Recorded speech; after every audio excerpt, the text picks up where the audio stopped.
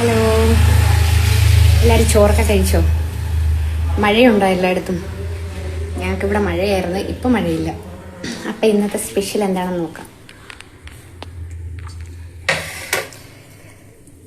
അപ്പം നല്ല ആവി വറക്കുന്ന ചോറ്,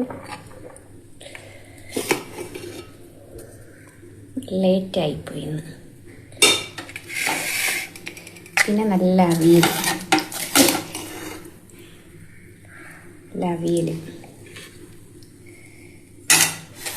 പിന്നെ പാക്ക മെഴുക്കുരുട്ടി, പിന്നെ ദാണ്ടെ മുട്ട പൊരിച്ചത്, പിന്നെ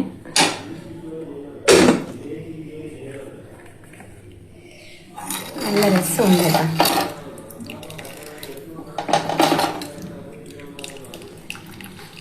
അപ്പം നല്ല രസമൊക്കെ ഒഴിച്ച് ഒരു പിടി പിടിക്കും. ടാറ്റാ.